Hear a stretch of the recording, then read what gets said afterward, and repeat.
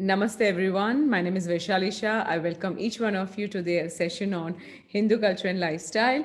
I am back with this second season after a break of 2 months, and such a pleasure to see you guys again. So today we have someone very interesting from South Africa. His name is Bongani Gumbi, and he is born born a Christian, but then he started following Hare Krishna movement, and then how he became the follower of Sanatan Dharma, we will find out from him.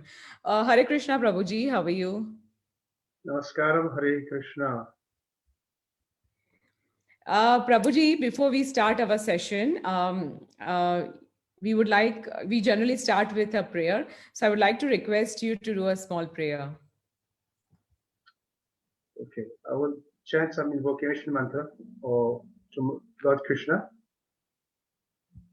Parhapidam natavaravapu karnayo karnikaram vibrad vasa kanaka kapisham vijayandim chamalam randran venur adhara sudara purayan gopa vrindai vrindaranyam sapadaramanam pravishad gita kirtihi. Namaskar. Thank you, Prabhuji. Thank you so much. This time I've got a chance to hear some different prayers. I'm so happy about it. So, tell us something about yourself. How did you start and how you became Hare Krishna Bhakt? It from very childhood, I was very inquisitive, very interested, bothering my parents and people around me to understand about, about life, basically. So, and I used to have so many questions that, we come from Christian background, we're Catholics. So, during confession, we have a session where you meet the priest. There's a cover and you confessing your misdeeds in the Catholic Church. So at that period, I would ask my priest so many questions. I remember one time he told me, you ask me so many questions, time to go home now, because I was bothering him so many questions.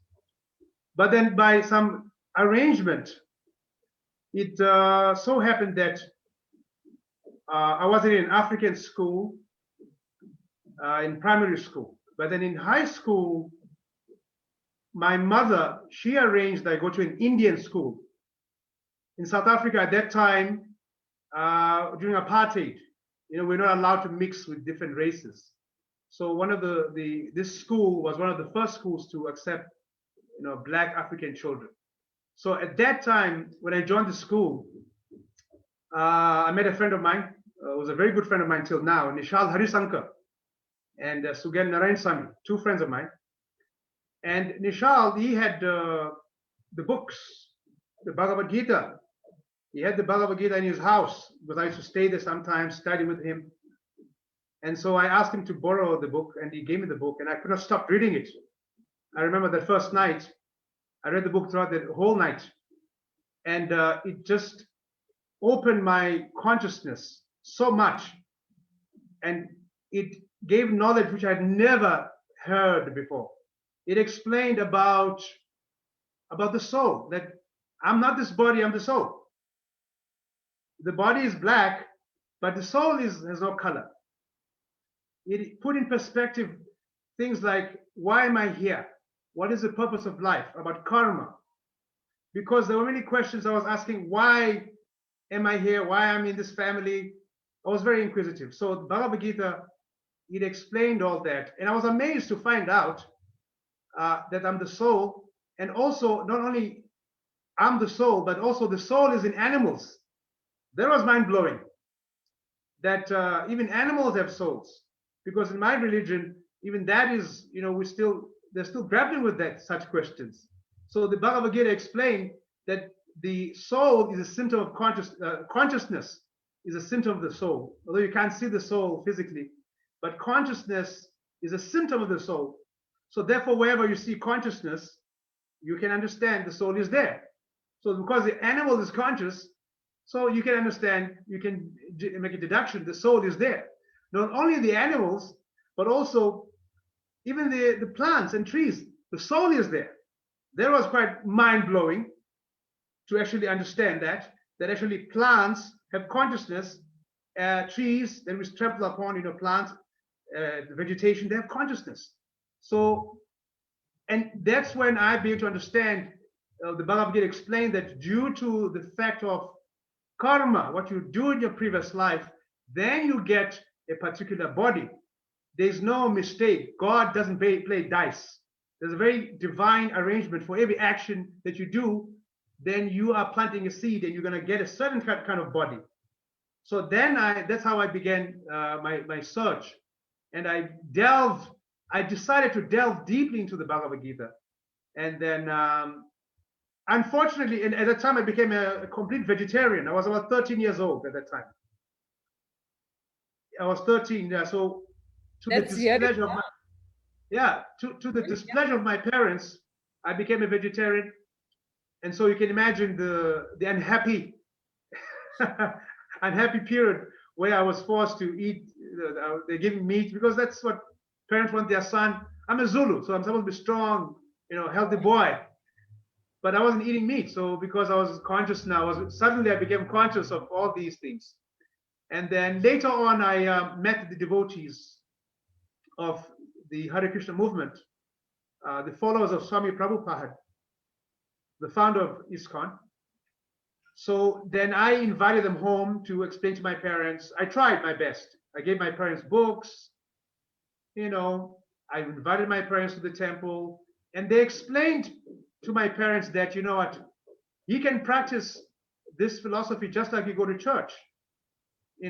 So I proposed to my parents, but unfortunately my parents didn't agree. So then I was a submissive boy, to the parents, and very, submissive and, disciplined boy. But that time something took over me.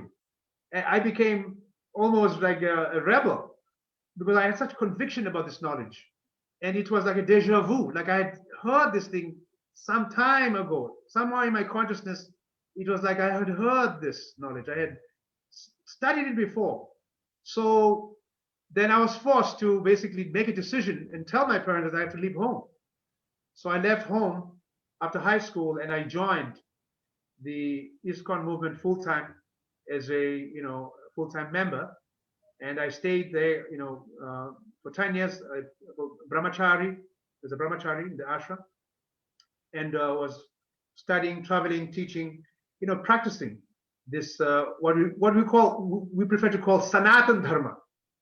Mm-hmm. It's called Hindu, but actually, well, sometimes Hindu sounds, it's sectarian. When African brothers hear this, they think it's sectarian. It's for the Indians. But actually, the whole thing is Sanatan Dharma, means eternal. Sanatan means eternal. Dharma means roughly religion, but Dharma actually means an intrinsic nature of a substance. Like Dharma of water is liquidity. The Dharma of sugar is to be sweet. So you cannot change that Dharma. It can temporarily be changed, like the Dharma of water. The water can become ice, but that's a temporary Dharma. But the eternal Dharma of water is to be liquid. So similarly, the soul's eternal Dharma is to serve God, is to love God. That's the Sanatan Dharma of the soul. Temporarily, something can happen, but the Dharma doesn't change. So this tradition of India is called Sanatan Dharma, or eternal religion, or Jaiva Dharma, the eternal Dharma of the Jiva, Jaiva Dharma.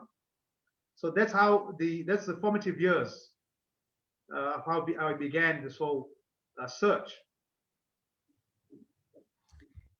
That is very interesting. I like the fact that you have conceptually, you are so clear conceptually. So what was your first kind of research, first book you studied, or how did you start your, the actual journey within the scriptures? Well, look at home. I had, of course, received the Bhagavad Gita from Nishal, and that was my, I delved into it basically, and wanted to be what I call now, I wanted to become Gitaized. I wanted to be so absorbed in Bhagavad Gita and to teach Bhagavad Gita and to share basically the Bhagavad Gita. So that was my initial book, and then of course later on I fell in love with the Srimad Bhagavatam, the Bhagavad Purana, and the Upanishads, especially the Ishopanishad and other Upanishads. And so I began to basically to teach this to students. I was a traveling monk, so we used to travel and also have programs in the campuses around South Africa. Like I stayed so in Cape Town, so we used to teach in UCT, where the society there, Bhakti Yoga Society, the yoga of devotion. So we had a society there where we used to teach students some meditation, mantra meditation, sound meditation, spiritual vibration. And but Bhagavad Gita was my basis. Because why Bhagavad Gita? Because Bhagavad Gita, if anybody who calls themselves Hindu, who claims that they are followers of Sanatan Dharma, they have to understand Bhagavad Gita clearly, because it is the foundation of spiritual philosophy. It is the foundation. So from the Bhagavad Gita, then you can build a strong, a beautiful mansion of spiritual life. So Bhagavad Gita is the essential knowledge which everybody should understand. But otherwise, you can just follow some rituals. You can do different things without understanding properly. You know. So yeah. So you need to educate yourself. You need to empower yourself with the knowledge. And Krishna, he actually says that he who studies this Bhagavad Gita, just studying it, by studying it only, you are actually worshiping him. Because the words of Bhagavan, of God, are not different from God. So if you study the words of God, then you are in touch with God. And Krishna says that that person is doing puja. It's like a worship of me, one who studies this Bhagavad Gita only. And also studying it is considered to be very pious activity itself. So, which is your favorite shlok or chapter in Bhagavad Gita? Favorite shlok? And You can asked you me recite some shloka out of that? of Bhagavad Gita. Oh, the whole book is. I mean, that is my favorite book. But favorite shlokas, I have so many. Yeah.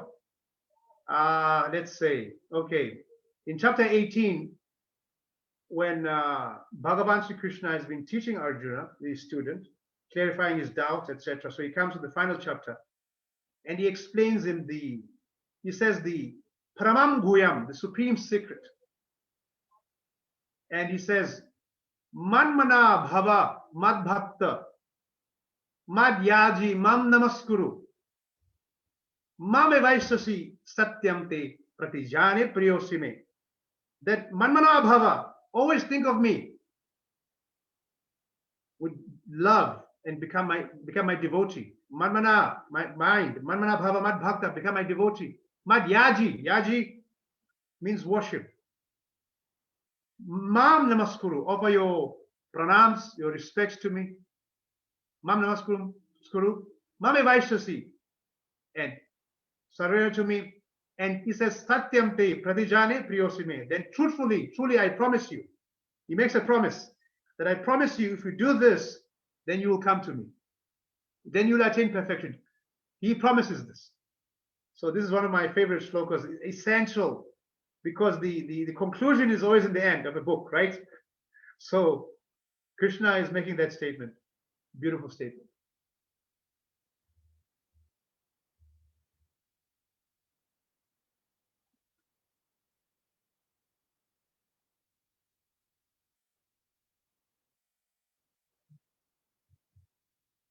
Yes, I'll be back on.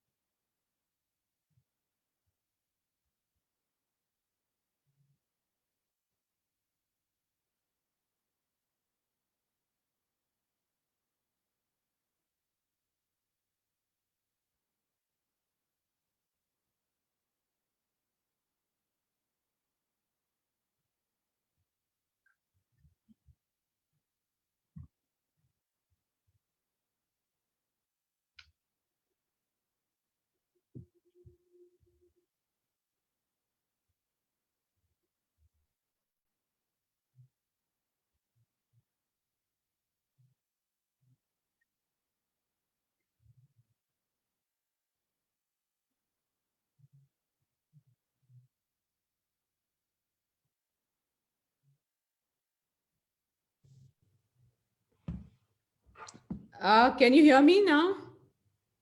Yes, I can hear you. Sorry, I think there was some internet issues, so it just disappeared on its own. Or anyway, I missed what you said last. So, which is your favorite shloka which we were talking about? Oh, Um, that's that, so. Should I repeat the shloka? gee, please, please. Manmana bhava mad bhakta madhyaji mam namaskuru mam evaishasi satyam te pratijane priyosime. Which Krishna is telling his student Arjuna that manmana bhava mad bhakta. Always think of me, manmana, and become my devotee. Manmana bhava mad bhakta madhyaji, worship me, yaji. Mam namaskuru, offer your pranams, your respects to me, your obeisances to me. Mam evaishyasi, certainly you will come to me. And he says, Satyamte, that truthfully I promise you this, that you will come to me. By doing these processes, you will come to me. So Krishna makes a promise there.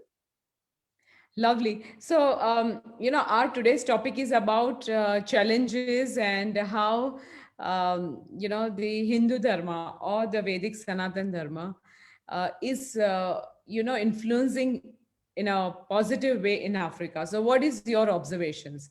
What are the challenges? What are the good things which Indians have given to Africans after coming here? Well, first of all, I was looking for in the scriptures itself. I found that this land, this planet, is called Saptadweep. Saptadweep. Saptadweep. Seven means seven islands. It's a place of seven islands. So Africa is there, counted among those islands or continents. So this is found in the Vedic scripture. So I was quite pleased to see that. And so then I found that this Vedic knowledge, it gives so much details to an individual. You can take a topic and it has so much details about everything, about the creation, about the universe, about the soul, about different aspects. Ayurveda, medicine. So here in South Africa, obviously, you can understand that my two friends were Indian. Through them, I got, through them I got, these books. There was some kind of an arrangement there. This is a kind of an arrangement, destiny. You understand? So, and of course, the gurus of India, Srila Prabhupada, he came to South Africa in 1975 at an advanced old age. He came to South Africa in 1975 and he was traveling and spreading this. So look at that contribution that he came to South Africa in 75, but he had made a stop, if I remember correctly, at that time in Nairobi. And he gave a speech to students there. He was encouraging the African students at the University of Nairobi. He told them that, I'm inviting all the intelligent Africans to try and understand this Atma Tattva, the science of the soul, and to help me distribute it. So I thought that, I'm not so intelligent, perhaps I was a young boy, but I'll try to help this old man. I'll try to help this old man by studying it and try to help him to distribute it. So the books, of course, yoga, the contribution, worldwide, yoga, which is non-sectarian, you can be anybody, Christian, whatever, but yoga, just by breathing, you can connect. Imagine that simply breathing, you can get some enlightenment by breathing. This is incredible contribution without even believing in God. Some people don't even believe in God directly, but they can accept yoga. The diet, explaining that, the sattvic diet, different kinds of diet has different effects. We found this because people said, it's food, eat anything. So now we are aware how to eat with consciousness. And and also in South Africa, we have some beautiful temples in South Africa. We have some very, very beautiful temples which have been built by the Indian community, and also ISKCON has temples, and definitely you feel uh, uh, elevated by going to such places. And of course, Indians, I mean, politically speaking, Mandela was inspired by Gandhiji. In so many ways, even some of the Indians went to prison with Nelson Mandela. So many points of view. There has been a contribution by the Indian community, but we have benefited so much spiritually as well. So, who was your influence apart from the guru or the spiritual, the books? Who was your guru? My mother. My mother is my first guru. On a serious note, my mother was my teacher. She was teaching constantly. She had this mission to really inculcate knowledge to me and my sister. So she was always teaching us, buying us books, making sure that we read, even we read the Bible, and the beautiful teachings there also. She would make us read and recite. So she was very hands-on. She was very hands-on in our education. So my mother, I would say, my first teacher, my first guru is my mother. Really speaking. That's so wonderful. So, what are the challenges you see for Africans to adapt? Like when you go to a local, even you're somebody from your Zulu community, what are their questions and what are their misconceptions about Hindu Dharma? I really want to inspire others through our talk, and that's the reason we are having this conversation. So let's clear their myths which they have in their minds. No, look, the very off the cuff, just you can just see their objection when they hear the word Hindu. It's like, Hindu, what is that? They just think it's for Indians. There's a deep conditioning somehow. They think when they see Hindu, they think of rituals. Okay, they think of many, many rituals. But some of them like the rituals, colorful rituals. They like, there's interaction now, of course, among Indians and Africans. They take part, they observe the rituals, they talk. My aunt, she very much likes the Indian rituals and the color, Diwali. So they think it's very colorful. They like the roti. They like these things. They like the food. But it's all kind of like very colorful, but they don't see how it's, how can they be brought to this. The problem is that one of the main objections, the Indians have many gods, right? They see, there's so many statues, they see many deities, we call them deities, they say statues. So they can't understand that, because a major influence in South Africa is Christianity, right? And it's teaching, about Jesus Christ only. And so it's quite simple. Then you come to Hinduism, then there's like a very broad-minded type of mood among the Indian, that you can, according to your bhav, your mood, and your nature, you can worship and you can carry on, which is quite a like spiritual or democracy kind of thing, this kind of tolerance. So they can't understand this deity. So we have to really sit with them and explain about that there is an ultimate truth, the Param Satyam, one absolute truth, there is. And of course, the many of the people, gurus in India, call it this, the Brahman. But of course, Vyasadeva, he says, Parabrahma, Krishna is the Param Satyam. Vyasadeva says, and I'm not saying it, Vyasadeva says that there is one supreme truth.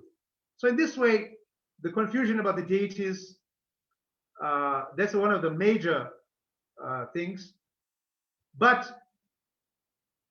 I'm an African, and I accepted Sanatan Dharma. So there's hope that, despite the fact that if they see people like myself, and if you can explain to them properly, the youth is quite open. I've been giving books to young people. We've been, of course, preaching in South Africa in ISKCON, members of ISKCON and other organizations. We see that young people are more inclined to accept. Only the older generation. So we can focus on the younger generation and explain to them the science, not just the rituals. They want to know something universal, scientific. That is more important. Therefore, I recommend that Bhagavad Gita should be studied and taught to them. Not just, if you tell them about many stories, they may not understand. They see monkeys, they see Hanuman, they can't understand this sometimes. That is very true. How do you remove their myths? So, for example, if somebody is asking you that there are so many gods, so what explanation would you give it to them? You see, there are certain things there are certain answers which you can't understand till you understand certain things first. First of all, we have to explain to them about the soul. When you understand that, first of all, understand the ABC. Like you can ask a question which is complicated, but a child can ask a question which is complicated. But you got to bring it down to, okay, what is the entrance to this topic, the fundamental topic? So we have to teach them the fundamental principles of Bhagavad Gita, about the soul, that Aham Brahmasmi, not this body, the soul. You understand? Teach them about the law of karma, reincarnation. These things are so profound that it's just a huge chapters on their own. Before you get into the other details of what you think is mythology, etc., we have to teach them the science of the soul first in a practical way, not just give them rituals. You have to, and that's the rational mind anyway. They want to understand something they can apply themselves. So that's our approach, that we want to bring it down to science, spiritual science, and explain about consciousness, and that they can understand. The details will come later. The details will come later, and then they will develop their own attraction to different things. Okay, so because this is a meat-eating continent, and I also kind of promote vegetarian diet in Kenya through my Kenya Vegetarian Club. So what are the challenges you have faced so far, and how do you convince them to give up meat? Because that's the first thing. What we eat is what we are. So what Yes, goes into our body will become, finally that becomes our thoughts. So how yes, do yes, you? yes. Food obviously is energy. When you eat a certain thing, you are absorbing the energy from what you eat. So your mindset becomes like that because of the food you eat. So it's quite important what you take in. But with African people, sometimes they say, I will never rob myself of meat and punish myself like that. Sometimes they quip and say things like that, But it's just that many of them don't know that you can even eat, food without meat, On a practical way, we have like even teaching courses. I used to teach cooking actually. I used to run a takeaway. So we have cooking class, teach people how they can, okay, you say I mustn't eat meat, maybe not every day, but what do I cook then? So, they'll show them how to cook without meat. But, Africans, historically, they were not eating so much meat like they do now, because now we have the contribution of McDonald's, KFC. We have all these things. I mean, in Indians too. So meat eating was occasional for a function. You understand? And also, they would slaughter officially on an altar, offering to the ancestors. It was a sacred act. It was not like a whimsical act of going every day at McDonald's and eating. Now it's become business. We've been now conditioned. So, but we can basically show them, explain to them. Even Indians eat meat in South Africa. Indians eat meat as well. You do know that, right? Oh my goodness, till 100 years back, 95% of India's population was vegetarian. And today, if we see the ratio, it is only 60% of the people are purely vegetarian. Yes, Others no, both, yes, but purely vegetarian. And unfortunately, what I've observed is Indians living outside India, they tend to become non-vegetarian, I don't know, so easily because they think they need to become like others rather than making them like, making others like them. And yeah. I wonder why. I mean, why to become No, like them? This is something which we but could have, you know. look. Diet is very important. I mean, it's part of the sattva gun, the mode of goodness, and of course ahimsa. The ahimsa, paramo dharmo. This is what the Vedas also propound. Less killing, but there was, eating of meat on certain occasions. It was allowed. So Hindus, we know that they eat meat, but they regulate. They know they fast twice a week. I know when I was in school, they know they eat meat, but they fast. There's a balance there. So like that uh, they're inclined like that. It's not all about meat. It's also about how you're not only eating through your mouth, but you're also eating through your eyes. Yes. You eat through your nose. You eat through your senses as well. I mean, Adolf Hitler was a vegetarian. Mhm. So people can argue and say, but Hitler was a vegetarian. So what? How did it help him to become enlightened? Yeah. So there has to be, you know, uh, just being vegetarian is not enough. You have to become God conscious. Being vegetarian is actually it's a platform like a spring, like you can a spring where you can from there you can jump higher, but it's a doorway also like that. But it's not everything. I mean, animals, the pigeons, gorillas, they are vegetarian. Are they enlightened? You know, So it's about also how you use your the understanding, your mind, etc. So we recommend that I don't tell them to become vegetarian. I don't just initially tell them that. We just give them the knowledge. And when people accept the knowledge, then gradually they understand what to do, guidance, those who are eager. So gradually, this is the problem, the thing. We must not disturb people by forcing something upon them. They must be taught the benefits. And many people, anyway, for health reasons, are becoming vegetarian. That is For another, health, for another. health, yeah, Yes. for health purposes, they're becoming vegetarian. There's an understanding in the world. So you just be the example. Be the example that you're setting, and then people who are inspired will follow. The Sanatan Dharma is not about you know knocking you over the head. Krishna, he never told Arjuna to convert.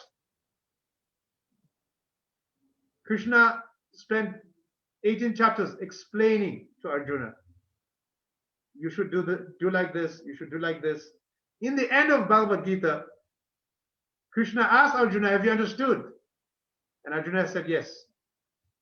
But Krishna gave Arjuna a chance. He said, I've explained to you everything. Now, yapechasi tatakuru. You can do whatever you like. You're not forced to follow my instructions.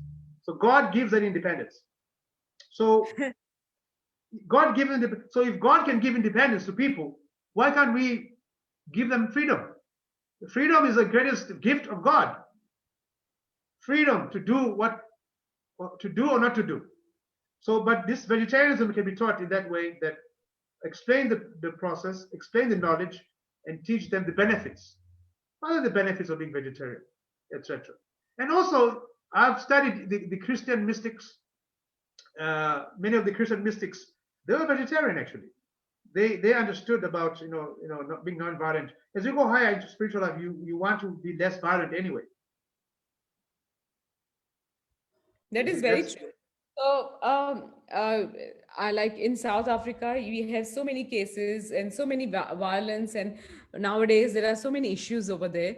So, what do you think? How the spiritual aspect can help them out? Because I know like quite a few people there, in South Africa Yes. as well, who are following vegetarianism and following Hindu Dharma, but they are still not able to get rid of their own challenges, and mainly because the atmosphere, the Yes. violence against women and the unemployment and all. So how do you think our knowledge of Vedic Dharma can help them? See, they, of course, look, there's a political, the politicians should be responsible enough to do their best to provide facilities for the people. But the knowledge of the soul is beyond politics, is beyond any race, is beyond any time. Politics come and go. Politicians come and go, and it goes on like this. Uh, but if we can have enlightened politicians, if we can teach, we can have enlightened politicians, people who understand about spiritual life. That's lacking. That what in the Vedic culture was called a Rajarshi, saintly king, who then uh, helps to propagate spiritual knowledge to the people, because himself is saintly, is God conscious. So, but in democracy, it's very difficult to do that, to have that saintly king to insist on people's spirituality. So we have to, as teachers, our approach was that we have to go to the masses. We have to give them the knowledge, because they need now to change their own consciousness. It's a consciousness thing, that a criminal, you cannot change a criminal just by making state laws, by putting some laws, you're going to arrest him, etc. You can't deter them sometimes by doing that, because the problem is in the heart. So Sure. our concern is how to change the heart of the person, how to change the consciousness of the person. Therefore, this knowledge, it helps. We have to teach them, meditation, especially very easy is chanting. The Vedas, they explain about this chanting of God's names. Even in Christianity, they talk about hallowed be thy name. The name of God should be chanted. So the name of God, which is called Harinam, that it purifies the consciousness.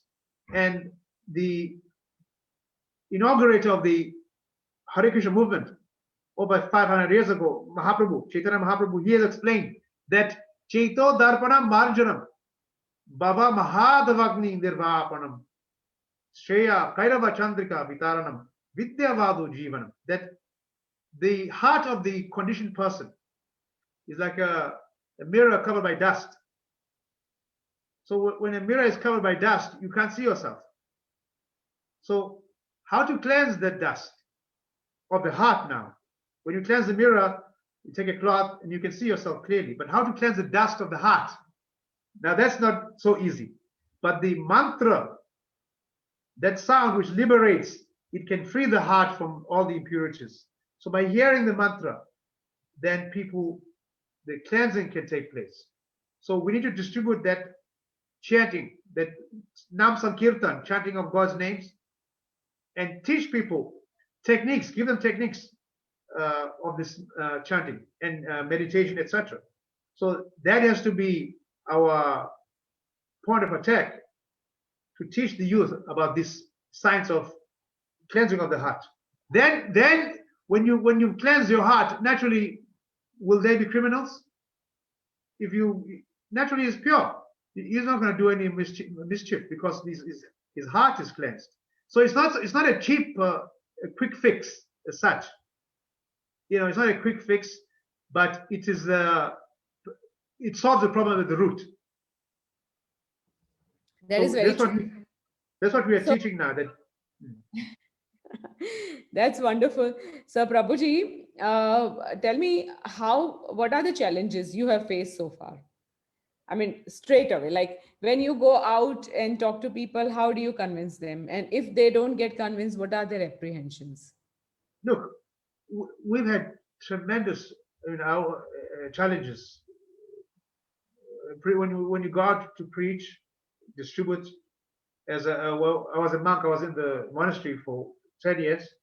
So we face challenges uh, that people are shocked just by the tilak, the tilak. What is this? That's how we look, you know. Uh, at that time, now I look like, this is my African dress. But people think before I looked like Indian. I'm an Indian. People they think this is an African man, but he looks like an Indian. So they even object to that. So we have to make it relevant to the people according to Desha Kala Patra, time, place, and circumstance to approach the people. We have to agitate our minds, our brains, how to approach the people. So we just initially that how we look was a problem. And also someone's resistance from other religions in South Africa, because it's just our approach was so different, and other religions, I would honestly say that they are not, how can I put it, they cause they instill fear in people, like condemnation, hell, eternal damnation, that kind of stuff, and I had a problem with that even myself as a child, eternal damnation. I go to hell forever. So people are afraid to venture out their so-called religion. They think that they are being unfaithful, but they don't understand that they can have what we call interfaith. Have discussion and share the knowledge. So this has been quite a problem. The presentation. So we need to, as Sanatan Dharma followers, understand how to approach them in a way which is suitable. So sometimes we would sometimes not even dress or put on this. We actually would just put on civilian clothes. We would go to the malls and just interact with people like salesmen, give them books. But when they read the books, they're amazed at this knowledge. So because this sometimes the dress is a problem. In this way, we should adjust ourselves. We're not interested so much in the dress, but we're interested in how we can convince the people. So then when we go back to the temple, then we'll put our dress on, and then we'll be, in our so-called soldier's uniform. So we have to adjust sometimes. This marking, sometimes the people, they cannot take them. Very true. So, apart from challenges, what are the positive feedbacks you have seen? Because my purpose of having you on our session is that I want others to understand, especially because I also live in Africa, East Africa, and Yes. I want people to get inspired to at least know. No, I'm not saying that you fully, follow what we Yes. follow. Please understand and clear the myth, because there are many people who don't even understand that how it is different. We are not sectarian, we are not dogmatic, Yes. we are not, there are Yes. so many things, there are so many reasons. So what are the positive feedback you have received so far? No, we have received tremendous benefits. I would say, sorry, feedback. Whenever before pre-COVID, whenever we go out to the townships, we would chant. We would we were playing these musical instruments, the mridanga, kartal, and chanting the Hare Krishna mantra. We found that African people, they're so willing to accept and chant along with us. African people, they are very, I would say, simple at heart, and they like to sing. They glorify. Music is their, strength. So they would chant with us. They would join us. So we have to make it attractive to them in that way, musically speaking, what they like. I remember when we were in Pretoria, I remember we were doing a presentation with some it was a government, we were invited, and there were some government people there. So I was one of the people in the panel to speak there. But before we spoke, I had a group of all the devotees around. It was mixed, Indians, whites. We had quite a mixture. We're a rainbow nation, spiritual rainbow nation. So before I spoke, then we sang, and we had some people in wearing suits dancing. They couldn't. It was so attractive. They were so charmed by this chanting that they lost themselves in this. So because the chanting is talking to the soul. So when the soul hears that, then the soul it responds to that, and it becomes so happy, and then they enjoy that. So we've always had, I would say, very good response. 90%, 95% of the time, of the communities, African communities, they're very welcoming to us. And I think that Africa is ripe for this. There's a lot of similarities between Indian culture and African culture. Africa is the, what you call the sleeping giant, It is. of spiritual renaissance, spiritual enlightenment. But we have to break the barrier that this is an Indian thing. that is very important. Very yes, important. Also, even if they think it is Indian, it is acceptable to them. There is no reason for them to be apprehensive. There is no reason for them to feel disconnected. I have been talking to lots and lots of people locally here, and they are very positive. I think the biggest mistake which was done by our ancestors in Africa, that they never spread the dharma. They never went out as a yes, missionary. They did yes, not open up, so much that yes, they yes. would give this dharma to them. So they Yes, they already keep it. missed Yeah, us. They should have kept it. They should have given it to them. They should have told them that, okay, you can also become like us. So by yes, in last 100 years, we would have reached a very remarkable, kind of place where they would have understood the benefit, and the land, and this particular, the whole particular continent would have been saved. But anyway, it's never too late yes. to. Look, it's not too late. And look, Srila Prabhupada, he was an Indian. He came from India, and at the ripe old age, he went out, and he actually was in Nairobi even, and he was taken to the temple. And so Prabhupada started walking out of the temple. He said, I don't want to be here. I want to go into the inner villages. That's what he told them. He said, I want to go to the inner villages and be with the people. Don't keep it, like this among a small circle of people. And that is the mood of the Chaitanya Mahaprabhu, distribution. So Prabhupada, he did that in America, all over the world. You remember, airports, everywhere, there was an explosion of, Western people wearing tilak and robes because of that distribution. That it's give it to everybody. Don't keep it to a few select group. Give it to everybody. Give it. Don't hoard it for yourself. So that is the mood of the Sankirtan movement. That was the mood of our Guru Srila Prabhupada, and we're following in those footsteps. We're doing that, and there are many African devotees in South Africa who have taken it up. That's a very positive thing. It means that it's being effective, but there needs to be unification so that it can be vigorously spread. Yes. But also, it has to be spread based on scripture, based on not on our speculation. We can't speculate. We should not speculate how the principles must not be speculated. We have to give them as they are. It must be based on what Krishna, what Ved Vyas, what the rishis say. We have to present it to them. We mustn't think that we are more intelligent, but we just have to package it accordingly to the people. But we have to be willing to accept what Krishna says. Because sometimes, how can you be a teacher when you don't even believe in Bhagavad Gita? You don't even accept Bhagavad Gita. Then how are you going to teach someone else? So you have to be willing to accept. First of all, we believe that spread it to yourself first. First, you spread it to yourself. You first purify your own consciousness. Then you can be in a better position to actually give it to someone else. But That is of course, yeah, that's important. But you can simultaneously do both. You can simultaneously do the same, simultaneously Spreading it to yourself means you're practicing the sadhana, spiritual practices, and also to spread it to others. Simultaneously, must go on. How long are you going to wait? Someone may say, well, I'm not realized now, so I'm not going to go out and preach. I'm not going to tell anybody till I realize something. That's not going to work. So you need to, whatever little you've realized, share that.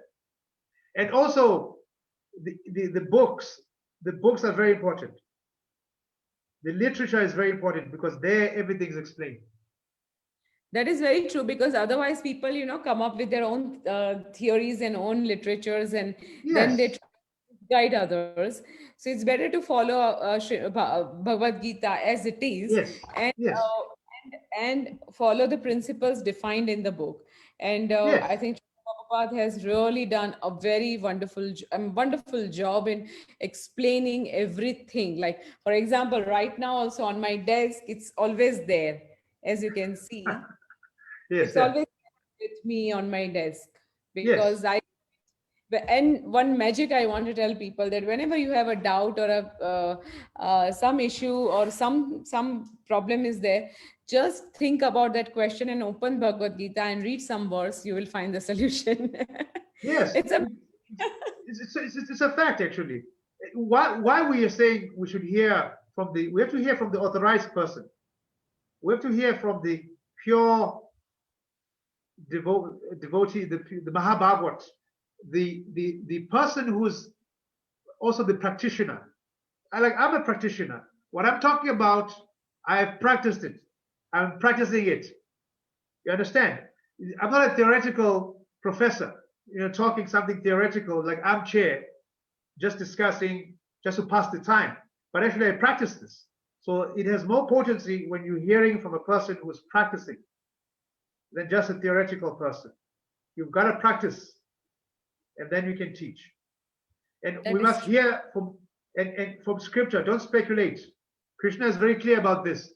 He says in chapter 16, Tasmad Shastram Pramanante, Karya Vyavastito, that what is to be done, what is not to be done, has to be based on Shastra, Guru, Sadhu, and Shastra. Then you can progress safely. Don't speculate. Thank you for saying these words, Guru, Sadhu, and Shastra. After a long time, I've heard this. This was a very old way of saying. So I'm really surprised that you have captured this word, that Guru, Sadhu, and Shastra, Yes, because only those who have studied from authentic gurus would use this word. Not yes, many people understand the importance of teacher or the right guru. And yes, today, the concept of guru and the teacher is so derogatory that you don't want to even compare them with our traditional schools and traditional way of thinking in the Vedic yes, parampara, the way they were yes. so highly revered. And today they are like some mumbo jumbo, and it's really not worth even talking about. So I'm so glad to hear this word. So my last question to you is that we are almost close to our time. um, what change have you got and have you felt within yourself after reading Bhagavad Gita and spreading the message? Look, people can say that it's subjective because,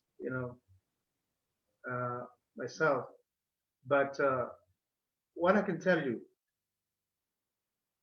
is that what the happiness that I received by practicing, by chanting, it's incredible.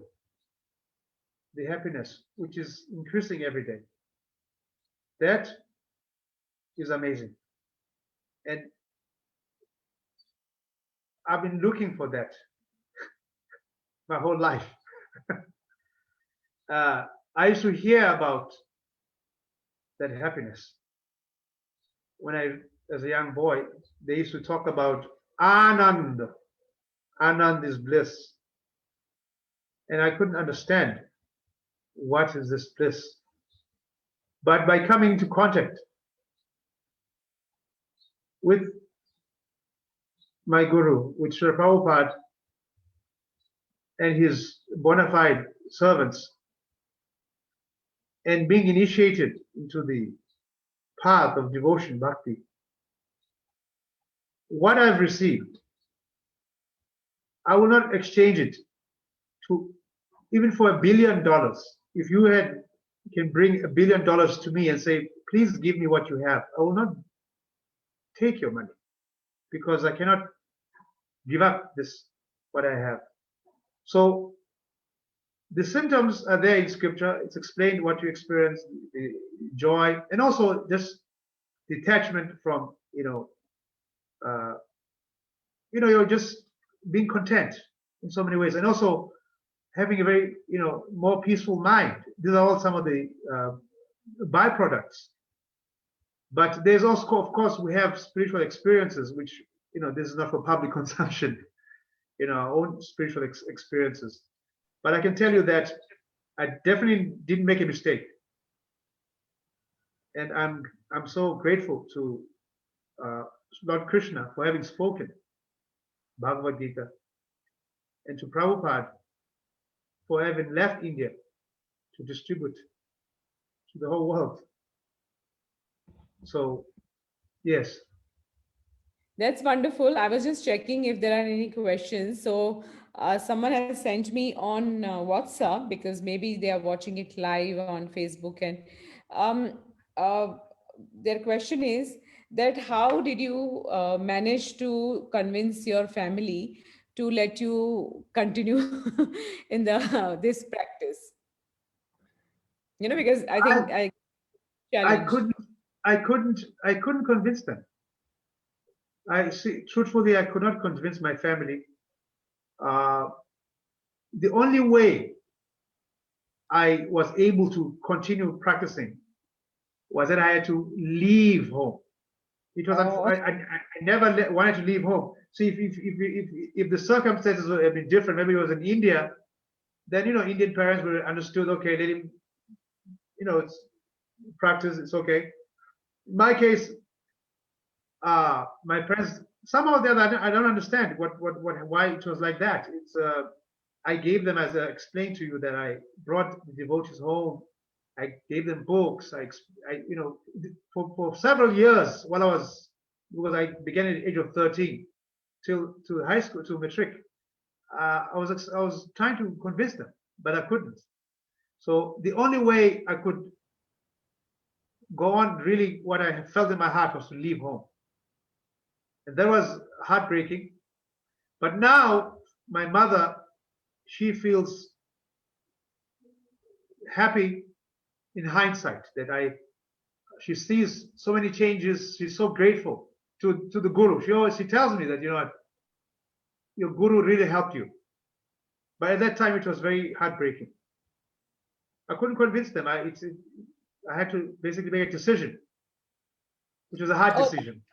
that's so brave of you, because to walk the path which you have found, and then without the support of family, and then getting out of the house, is a very brave decision. But then that is maybe Krishna's mercy, and that is Krishna's will, because Yes, um, sometimes it is important to leave people to walk the path. I mean, I have done that. I know, in not like family, but I've left friends, I've left lots of people, yes, because yes, I wanted to continue what I'm doing now, because for a yes, lot of people it was not acceptable. And I yes, said, if I choose between dharma and people, then I would choose dharma, not people. People yes, just yes, come. yes, And of course, because of our karmic accounts, because of yes, whatever, they are there, yes. but Yes. they are not So yeah, permanent. we want to you talk, you use the word save, others, give them the knowledge. Higher than saving others is to save yourself. Very Save true. Yeah. yourself. So like, they say that you can, to save uh to save, a family, you can sacrifice one member of the family to save the rest of the family. To save a village, you can sacrifice one family. Go on like that. To save the world, you can, you know, to save a country. You understand? You sacrifice Yeah. some people. But to save yourself, you can sacrifice the whole world. That is so true. Yes, and that is sannyas. Yes.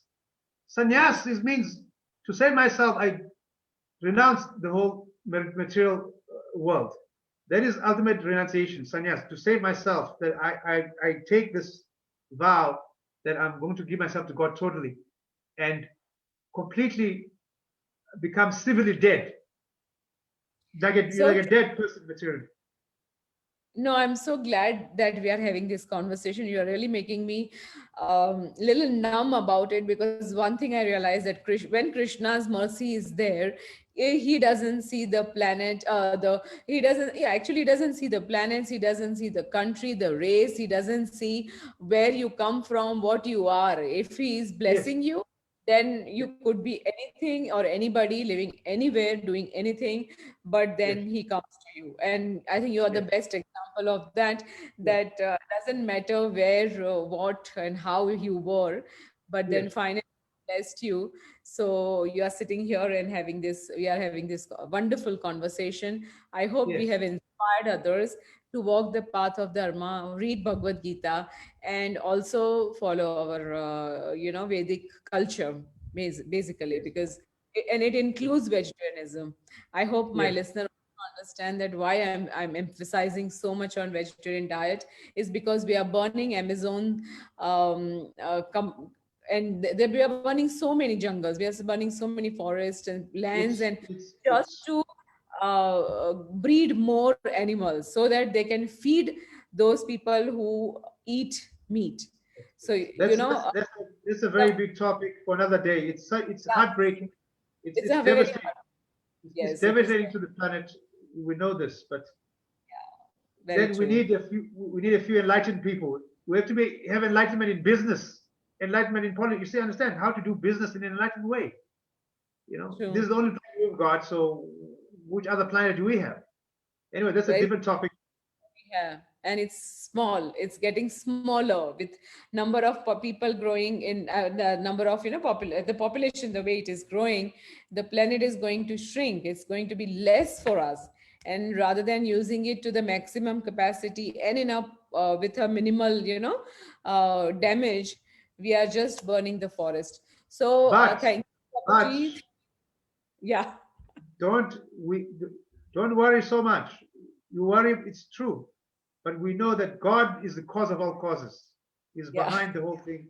He's there as well. He'll inspire some intelligence, hopefully. So God is there as well. I mean, we can't solve all the problems of the world ourselves. It's His planet as well, so we have to appeal to Him. So, So, Prabhuji, we end the session with your favorite shloka from Bhagavad Gita, whichever you would like, please. I would like to end my presentation from other shloka from Bhagavad Gita. There's another shloka I would like to recite, if you don't mind, from Sure. Brahma Samhita. Yeah, Brahma Sankar. Brahma Samhita, yeah. Premanjana Churita Bhakti Vilochanena Santak Sadeva Hridayeshu Vilokayanti Yam Shama Sundaramachintya Gunaswarupam Govindamahdi Purusham Tamaham Bhajami. Govindamadi Purusham Tamaham Bhajami. Hare Krishna. Dhanyavad. Hare Thank Krishna. you. Thank you very much. Thank you.